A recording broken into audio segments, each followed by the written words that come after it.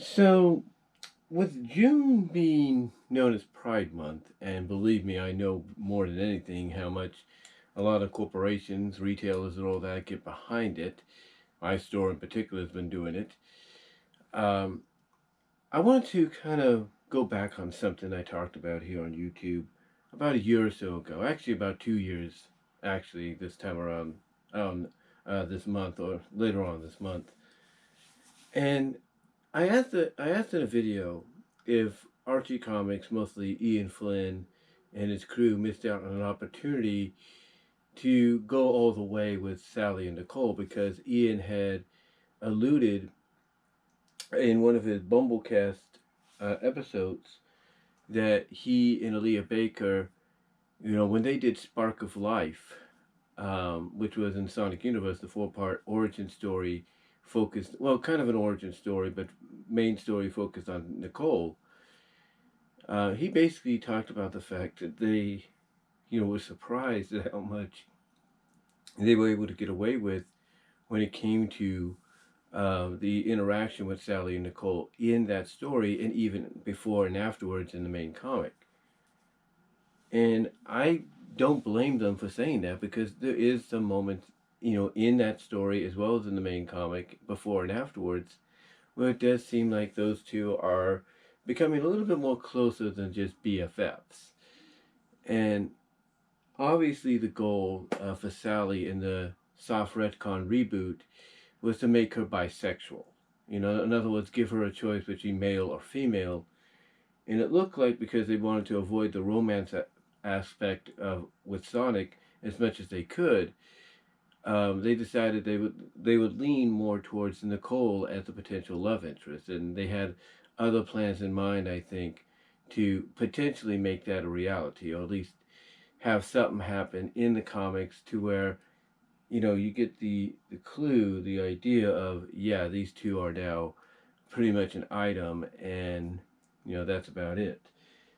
Or at least there's something between Sally and Nicole that's beyond friendship, which is why you'll have an occasional kiss on the lips here and there. Even though we never saw anything like that, as I mentioned, they were surprised at how much they were able to get away with Spark of Life and other instances in the main comic before and after that four-part story. But the question I asked basically was, did they miss out on an opportunity? And even though I'm not somebody that supports LGBTQ, um, as much, I'm a born again Christian, you know, and all that, but you know, and I may not support LGBTQ as much as a lot of people do, but I do respect it. Like if it's your choice to want to go a certain way, more power to you. So I may not support it, but I do respect it. And I respect people's opinions to want to be this way or that, even though to some people it's kind of awkward. And believe me, I live with somebody that feels it's kind of awkward to be that way, if you know what I mean. But anyway, I asked if they missed out on an opportunity, and I think I did say something in that video where I believe I said something along the lines of, yeah, I think they did miss out on an opportunity because of the fact that if you're putting all these clues and everything in the book, in the main book as well as in this four-part story, even if you weren't going to be able to finish the book, or get to a certain goal like you had in mind, you should have at least done something to at least indicate that there was something there between them more than just friendship before you even reached, what was it, 275. Before you reaching that milestone issue, you could have done something to indicate that situation. Now, Spark of Life, like I said, was the closest we ever got, but that was about it. But yeah, looking back on it, do I agree that they missed out on an opportunity? As much as I may not really support LGBTQness, yeah, I think they did. I think they missed out on a great opportunity because, if Ian Flynn, as I talked about in one audio video recently, is so much into shock value and getting people talking about what goes on in the comic, I can't think of a better shock value and moment to get people talking about what's going on in the comic than those two getting together in some kind of a romantic way, LGBTQ kind of way, as well as showing some love towards the Pride community by doing so. But now that brings me to the second question I want to ask. Not know, but ask about. Because you see, when it comes to IDW, it's very obvious that they're planting the seeds. It's very obvious that they are planting the seeds for Nicole and Tangle. They are planting the seeds for that item, for that couple. We see it. We see the seeds that are being planted from the miniseries, not with the miniseries, but from when they first met, to the miniseries, to Tangle being upset about, not Tangle, but Whisper being upset about Tangle becoming a zombot temporarily, to Tangle wanting to go find Whisper and go on an adventure with her. There's just so much evidence out there to indicate that something is being built between these two, positioned between these two, that once the trigger is pulled, it's going to get people talking about the IDW comic, and more specifically about these characters.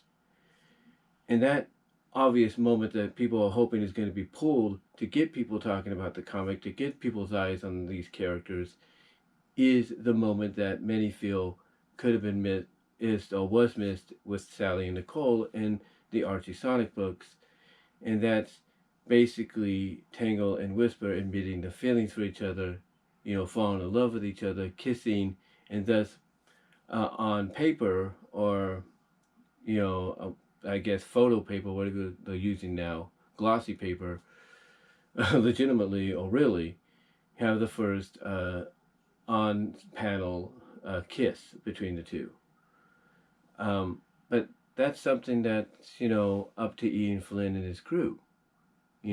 Up to him, up to Evan Stanley, Aaliyah Baker, some of the other people that work on the comic. It's up to them.